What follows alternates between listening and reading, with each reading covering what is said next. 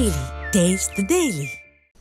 குரலார் Gopinathan sir, என்னன்னா கரூரில் நடந்த இந்த உயிரிழப்பு நிகழ்வுகள் நிறைய சந்தேகங்களை பலருக்கும் ஏற்படுத்தியிருக்கு. அந்த சந்தேகங்களை எல்லாம் களையணும் அப்படின்னா சிபிஐ விசாரணை வேணும்னு உங்களுடைய பொதுச் செயலாளர் எதிர்க்கட்சி தலைவர் கேட்டிருக்கிறாரு. அரசியல் ரீதியாகத்தான் இதை அவங்க திமுக அதை அணுகுமா, இல்லை ஒரு எதிர்க்கட்சி நியாயமான கோரிக்கை வைக்கிறாங்க, அதை நம்ம அக்செப்ட் பண்ணணும்னு சொல்லி பொள்ளாச்சி மாதிரியான நிறைய விஷயங்கள்ல வந்து சிபிஐ விசாரணை அதிமுக எல்லாம் கொடுத்தாங்க. அதே போல தார்மீக அடிப்படையில் இதுலேயும் சிபிஐ விசாரணை கொடுப்பாங்களா? அதற்கு முன்பு கரூரிலே உயிரிழந்த 41 உயிர்களுக்கும் அவருடைய குடும்பத்தாருக்கும் என்னுடைய முதற்கண்ணுடைய அஞ்சலியையும் இரங்கலையும் தெரிவித்துக் கொள்கிறேன். அதாவது வள்ளுவ பெருந்தகை அழகாக சொல்வார், அல்லல் பட்டு ஆற்றாது அழுத கண்ணீர் அன்றே செல்வத்தை தேய்க்கும் படை என்று சொல்வார். அந்த 41 குடும்பங்களுடைய சாபமும் அவர்கள் படுகிற துன்பமும் நிச்சயமாக இந்த 41 உயிர்களுக்கு சேதம் விளைவித்த அவர்களை நிச்சயமாக விடாது, அவர்களை இந்த நாட்டை விட்டே துரத்தி அடிக்கும். அப்படிப்பட்ட ஒரு நிலைமை நிச்சயமாக வரும். அதுதான் வள்ளுவ பெருந்தகனுடைய வாக்கு நிச்சயமாக பலிக்கப் போகிறது.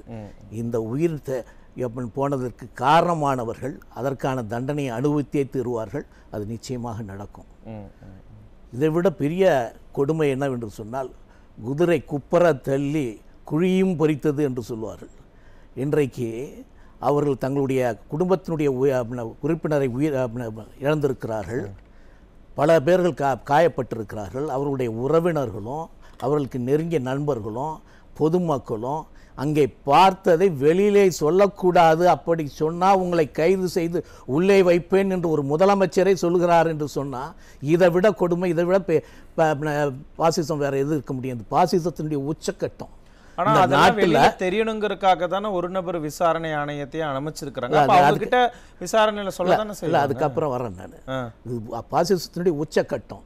ஸோ இன்றைக்கு நம்மளுடைய அரசியல் சாசனத்திலேயே 1901 தெளிவாக சொல்லப்பட்டிருக்கிறது, பேச்சு சுதந்திரமும் ஃப்ரீடம் ஆஃப் பிரஸும் இந்த நாட்டு மக்களுடைய உரிமை, அதை எவராலும் தடுக்க முடியாது. அப்படி அது தடுத்தார்கள் என்று சொன்னால் அவர்கள் அரசியல் சட்டத்திற்கு புறம்பாக நடக்கிறார்கள் என்று பொருள். என்னைக்கு நீங்கள் ஹிட்லருடைய ஆட்சியில் தான் கோயபல்ஸ் இப்படி ஒரு சட்டத்தை போட்டான், யாரும் பேசக்கூடாது, பேசியவர்களெல்லாம் கைது செய்யப்படுவார்கள் என்று ஒரு சட்டத்தை கொண்டு வந்தான் கோயபல்ஸ். அப்படிப்பட்ட ஒரு நிலைமையை இன்றைக்கி தமிழ்நாட்டில் இன்றைக்கி உருவாக்கி இருக்கிறார்கள். இன்றைக்கி சம்பவத்த இடத்துல இருந்தவங்க சம்பவத்தை பற்றி சொல்லக்கூடாதா, அவர்கள் உறவினர்கள் எப்படி இறந்தார்கள் என்று சொல்லக்கூடாதா, அவர்கள் எப்படி பாதிக்கப்பட்டார்கள் என்று சொல்லக்கூடாதா, அவர்களுக்கு நெருங்கியவர்கள், அதை பார்த்தவர்கள், அதை கேட்டவர்கள், பத்திரிகைகளை படித்தவர்கள் அதை பேசக்கூடாதா? அப்படி பேசினால் உன்னை கைது செய்வேன் என்று சொல்வது எந்த ஜனநாயகம்? நீங்கள் ஜனநாயகத்தினுடைய குரலை நெரிக்கிறீர்கள். இதை விட மோசமான, அதாவது திராவிட முன்னேற்ற கழகத்தினுடைய பழக்கமே என்ன என்று சொன்னால், பத்திரிகையாளர்களை விலை கொடுத்து வாங்குவது, அதற்கு மசியாதவர்களை மிரட்டுவது, அடிப்பது, இதுதான். நீங்கள் அவங்க வரலாற்றில் எடுத்து பாருங்க. இன்னைக்கு வேலூர் நாராயணன் மிரட்டப்பட்டார். நீங்கள் அலைவோசை பத்திரிகை இருக்குல்ல, அதனுடைய உரிமையாளர் வேலூர் நாராயணன் மிரட்டப்பட்டார், அந்த பத்திரிகை கொளுத்தப்பட்டது. தராசு சியாம் தாக்கப்பட்டார், அந்த பத்திரிகை அலுவலகம் தாக்கப்பட்டது. தினகரன் பத்திரிகை கொளுத்தப்பட்டது, 3 பேர் இறந்தார்கள். இப்படிப்பட்ட கொடுமையான செயல்களை, ஜனநாயகத்துக்கு விரோதமாக செயல்களை செய்வதுதான் திராவிட முன்னேற்றம். புரியுது சார். அப்படித்தான் இன்னைக்கு பேச்சு சுதந்திரம் நம்மளுடைய இந்திய அரசியலமைப்பு சட்டத்திலேயே அதற்கான வழிமுறைகள்லாம் நமக்கு கொடுத்திருக்கிறாங்க. சமூக வலைதளங்கள்ல அவதூறுகள் பரப்புறாங்க அப்படின்னு முதலமைச்சர் சொல்றாரு. காவல்துறையை அதை சொல்லிதானே கைது. அது என்ன அவதூறு? அதுதான் எங்களுடைய பொதுச் செயலாளர் கேட்டிருக்காரு. என்ன அவதூறு சொல்லுங்க. ஏன்னா நீங்க உங்களுடைய அவதூறு என்னன்னா, 39 உயிர்களுக்கு காரணமான விஜயை கைது செய் என்று போஸ்டர் எடுத்து ஓட்டுறாங்க. அதுதான் அவதூறு. நீ அதுதான் அவதூறு. அதை ஒட்டினவங்க நீ கைது பண்ணு. அதை விட்டுட்டு இந்த சம்பவத்தை பார்த்தவர்கள் தான் என்ன பார்த்தோம் என்பதை சொல்வது அவதூறா?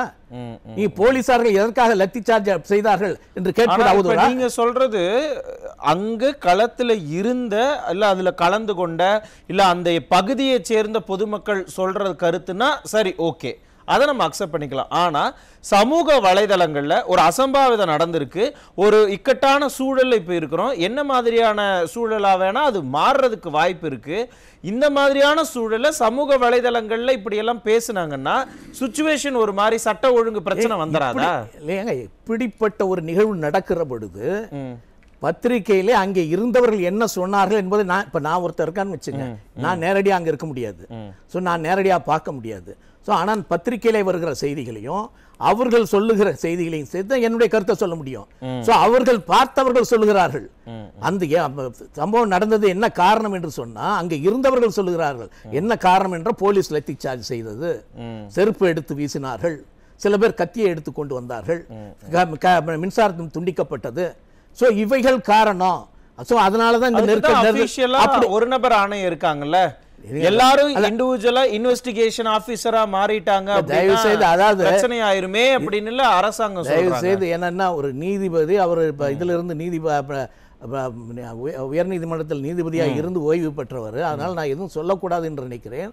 ஆனா ஒரு அடிப்படை நியதி என்ன தெரியுங்களா, ஒரு அடிப்படை நியதி, ஒரு ஒன் மேன் கமிஷன். இது எல்லாமே நாடகத்தனமாக இருக்கிறது.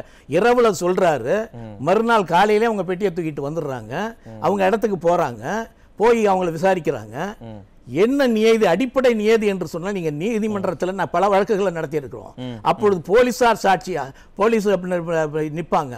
அப்ப விசாரணையின் பொழுது ஒரு சாட்சியை பட்டியலை ஏற்றின உடனே முதல் கேள்வி என்ன தெரியுமா சொல்லுவாரு அவரு, எதிர்த்தரப்பு வைக்கல, இவர்களை விசாரிக்கிற பொழுது போலீசார் இங்கே இருக்கக்கூடாது, போலீசார் இருந்தார்கள் அவர்களுக்கு பயந்து கொண்டு இவர்கள் சாட்சி சொல்லுவார்கள், அதனால அவர்கள் இருக்கக்கூடாது, அதனால அவர்களை இங்கிருந்து அப்புறப்படுத்த வேண்டும் என்று நீதிபதியை கேட்பார்கள். உடனே நீதிபதி நான் சொன்னா போலீசார்லாம் வெளியே அனுப்பிச்சிடுவாங்க. அதன் பிறகுதான் சாட்சி விசாரிக்கப்படும். இதுதான் நியதி. ஆனா இந்த ஒன் மேன் கமிஷன் என்று சொல்லுகிற அந்த நீதிபதி, உயர்நீதிமன்ற நீதிபதி ஓய்வு பெற்றவர்கள், அவங்க நிக்கிறாங்க, அவங்க கேள்வியை கேட்கறாங்க, ரெக்கார்ட் பண்றாங்க. அவங்க பேசும் பொழுது 2 காவல் அதிகாரிகள் அங்கே நிற்கிறார்கள். சோ அவங்க இருக்கும் பொழுது எப்படி தன்னிச்சையாக சுதந்திரமாக அந்த சாட்சி தன்னுடைய கருத்தை சொல்லுவாங்க. சோ அதை தான் அவர் பாயிண்ட் பண்றாரு. என்னன்னு, ஏன் எங்களுக்கு நம்பிக்கை இல்லை, எங்களுக்கு ஒன் மேன் கமிஷன்ல நம்பிக்கை இல்லை என்று சொல்லவில்லை, நீங்கள் நடந்து கொண்ட விதம் எங்களுக்கு தெரியவில்லை, எல்லாமே நாடகத்தனமாக இருக்கிறது. நீங்க அவர்கள் பக்கத்தில் நிற்கிறார்கள், இவங்களுக்கு குற்றமே என்ன, போலீசார் சரியான நடவடிக்கை எடுக்கல. விவரங்கள் எல்லாம் நீங்க சொல்றீங்களே, டெக்னிக்கலா என்னென்ன இஷ்யூஸ் இருக்கு அப்படிங்கறத சொல்றீங்க. ஆனா இது மாதிரியான கள நிலவரம் தெரியாம, டெக்னிக்கலா என்னென்ன விஷயங்கள் அப்படிங்கறதெல்லாம் தெரியாம சும்மா ஒரு சோஷியல் மீடியா இன்ஃப்ளூயன்சர் ஒரு இன்ஸ்டாகிராம்ல வந்து வீடியோ போடுறது அப்படிங்கிறது தவறுதானே? அப்ப அரசு எடுக்கக்கூடிய நடவடிக்கை அது சரியில்லையா? சோஷியல் இன்ஸ்டாகிராம்ல எப்படிங்க போடுவாங்க? நான் ஒரு செய்தியை போடுகிறேன்னு வச்சுங்க, எனக்கு எப்படி தெரியும் அது? இன்னொரு செய்தியை அந்த சம்பவத்தில் இருந்தவர்கள் சொன்ன செய்தி, பத்திரிகையிலே வந்த செய்தி, பத்திரிகையில டைம்ஸ் ஆஃப் இந்தியால மறுநாளே போடுகிறார். ரமேஷ் என்பவர் சொல்லுகிறார், என்ன சொல்லுகிறார், அங்க இவர் வந்து 10 ரூபா பாட்டிலுக்கு 10 ரூபா என்று சொன்னவுடன் உடனே ஒரு செருப்பு வந்தது, உடனே லத்தி சார்ஜ் செய்தார்கள். அதன் பிறகுதான் கூட்டம் கலையாவது ஓட ஆரம்பித்தது. அப்பொழுதுதான் இந்த நெருக்கடி ஏற்பட்டது, அப்படிதான் உயிரிழப்பு ஏற்பட்டது என்று ரமேஷ் என்று சொல்லுகிறார் என்று டைம்ஸ் ஆஃப் இந்தியால சொல்றார். இன்னொருத்தர் ராம்குமார் என்று சொல்கிறார். அப்படி அவர் என்ன சொல்றாருன்னா, அங்க பக்கத்துல ஒரு சாக்கடையே இருந்தது, அந்த சாக்கடை மூடப்படவில்லை, ஓடும் பொழுது நம்மளே பார்த்தோம். இவைகளை எல்லாம் பார்த்துதான் என்னுடைய கருத்தை நான் சொல்ல முடியும். சோ அப்ப நான் என்னுடைய கருத்தை எப்படி சொல்கிறேன் என்று சொன்னா, இதற்கு எதனால இந்த இழப்பு எப்படி மாதிரியான குற்றச்சாட்டுகளும் சந்தேகங்களும் பிரபலம் அடைஞ்சிடக்கூடாதுங்கிறது இந்த இழப்பு எப்படி ஏற்பட்டது என்பதை பார்த்தவர்கள் சொன்னதை வைத்து என்னுடைய ஒப்பீனியன் சொல்றேன். அதாவது you cannot curtail the expression of a person who has actually perceived. நான் அந்த இதை பார்க்கிறேன், படிக்கிறேன், பல சொல்றதை கேட்கிறேன், அதன்படி நான் ஒரு ஒப்பீனியனுக்கு வருகிறேன். பொதுமக்களுடைய ஒப்பீனியன் என்ன இன்னைக்கு இது எப்படி நடந்தது? நான் ஒன்னே ஒண்ணு கேட்கிறேன், நீங்க இவ்வளவு பேசுகிறீங்களா, நான் திரும்ப சொல்றேன், ஒன்னே ஒண்ணு கேட்கிறேன், நீங்க உடனடியாக போய் நீ கைது பண்ணி, நீங்க ஃபெலிக்ஸ் ஜெரால்ட போய் நீ கைது பண்றீங்க, அவர் ஒரு கருத்தை சொன்னாருன்னு, என்ன கருத்தை சொன்னாருன்னு சொல்லி நீங்க இது பண்றீங்க, இதே மேல தாவேக சேர்ந்தவர்கள் மேல நீங்க வழக்கு தொடுக்கிறீங்க. சோ அவங்க நம்ம மாவட்டத்தில் இருக்கிறவங்க, இதே ஏர் ஷோல 5 பேர் இறந்துட்டாங்க, எத்தனை வழக்கு போட்டீங்க, எத்தனை பேர் நீங்க கைது பண்ணீங்க, ஒரு எஃப்ஐஆர் போட்டீங்களா, எதற்காக நீங்க கைது பண்ணல? உங்களுக்கு அப்ப நடவடிக்கை எடுக்க மாட்டீங்க. அப்படி என்றால் நீங்க ஒருதலை பட்சமாக நடக்கிறீர்கள், நீங்க உங்களுக்கு தான் நீங்க அரசியல் பண்றீங்க, அதான் பொதுமக்கள் கேட்கறாங்க. புரியுது. நான் திரும்ப உங்ககிட்ட வரேன். தொடர்ந்து இதே மாதிரி மக்களை வந்து சப்ரஸ் பண்றது, நீங்க எதுவும் பேசக்கூடாதுன்னு அழுத்தம் கொடுக்கறது, இதே மாதிரியே இருந்துட்டு இருந்தா மக்கள் ஒரு விதமான இதுக்கு போயிடுவாங்க இல்லையா? அதெல்லாம் எப்படி திமுக சமாளிக்க போறாங்க? சமாளிக்கவே முடியாது. இடிப்பாரா இல்லா ஏமாறா மன்னன் கெடுப்பார் இலானும் கெடும். அதாவது விமர்சனத்தை தாங்காத ஒரு தலைவன் இருக்கிறான் என்று சொன்னால் அவனே கெட்டுடுவான். ஸோ அதுதான் இப்போ நடந்துட்டு இருக்கு. நீ விமர்சனத்தையே தாங்க முடியாது, உன்னை எதிர்த்து கருத்து சொல்கிறவர்களை கைது செய்ய வேண்டும், அவர்களை சப்ரஸ் செய்ய வேண்டும் அப்படின்ற ஒரு நிலைக்கு வந்து விட்டாங்கன்னா நீயாக அழிந்து கொண்டு இருக்கிறாய் என்பது தான் பொருள். ஸோ அப்படிப்பட்ட நிலையில் தான் இன்றைக்கி ஸ்டாலின் இருக்காரு. ஸோ அதுதான் அவர் செஞ்சிட்ருக்காரு. ஸோ இன்னொன்று நான் கேட்குறேன், நீங்கள் ஒன் மேன் கமிஷன் போட்டீங்க. ஸோ ஒரு அரசு, ஒரு முதலமைச்சர் ஒரு ஒன் மேன் கமிஷன் நீங்கள் போட்டீங்க, அந்த ஒன் மேன் கமிஷன் இருக்குது.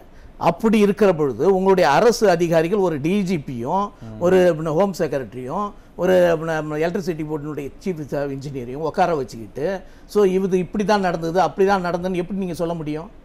If at all, if you want to reveal some facts, it is to be revealed only before the one man commission. நீங்க டிஃபெண்ட் பண்ண பார்க்குறீங்க, இந்த அரசை டிஃபெண்ட் பண்ண பார்க்குறீங்க. அப்படி நீங்க டிஃபெண்ட் பண்ணலாம், ஆனால் அங்கே இருந்தவர்கள், பாதிக்கப்பட்டவர்கள், பொதுமக்கள் தங்களுடைய கருத்தை சொல்லக்கூடாதா? இது எந்த விதத்தில் நியாயம்? மக்கள் பார்ப்பாங்கல்ல. நாங்கள் எங்களுடைய கருத்தை சொல்லுகிறோம், அதை பார்த்தோம், அதனால் நாங்கள் சொல்லுகிறோம். ஆனால் நீங்கள் இல்லவே இல்லை, அதுக்காக சரியான நடவடிக்கை எடுக்கல, நீங்கள் எப்படி அதை டிஃபெண்ட் பண்ண முடியும்? ஸோ இதுவே தவறு. இன்னொன்று நீங்கள் சொன்னீங்க, இளைஞர்கள் அதிகமாக பாதிக்கப்பட்டிருக்காங்க, அதனால இந்த நடவடிக்கை எடுத்தாங்கல்ல. இளைஞர்களுடைய தலைவர் தான் இவர், டிப்டி சிஎம் அப்படின்னு ஒரு பொறுப்பு இருக்கு. அது எப்பேற்பட்ட பொறுப்பு? சிஎம்க்கு அடுத்த பொறுப்பு. எப்பேற்பட்ட பதவி அது? அப்படிப்பட்டவர் 41 பேர் இறந்துருக்கிறாங்க. அவசரமா நீ ஓடியாந்து அங்க பார்த்துட்டு நீ உடனே துபாய் ஃபிளைட்டை பிடிச்சி தனி விமானத்தில் நீ பறக்குறிய, அப்ப என்ன அர்த்தம்? அப்ப என்ன அங்க கிரிக்கெட் ஷோ பார்க்கறதுக்கு போயிட்டீங்களா? எதற்காக போனீங்கன்னு தெரியலையே. நீங்க அவ்வளவு வேகமாக போக வேண்டிய அவசியம் என்ன? நீங்க அரசு விஷயமா போனீங்களா, இல்ல அரசுக்காக போனீங்களா, அல்லது மக்களுக்காக போனீங்களா? எதற்காக போனீங்க? இது ஒரு சம்பவம் நடக்குது. இந்த மாதிரியான கேள்விகளுக்கு கண்டிப்பாக விடை தெரிஞ்சுதான் ஆகணும். டிப்டி சிஎம் சார், நீங்க டிப்டி சிஎம்மா இருந்து கொண்டு இங்க மக்கள் பாதிக்கப்பட்டிருக்கிறார்கள், அதை பார்க்காம அவசரமாக தனி விமானத்தை பிடிச்சி துபாய்க்கு போக வேண்டிய அவசியம் என்ன? மக்களுடைய கேள்வியாகவே நம்ம நிகழ்ச்சி வாயிலாக முன்வைக்கலாம். நன்றி. இதே உங்க இறுதி கருத்தை எடுத்துக்கிறேன்.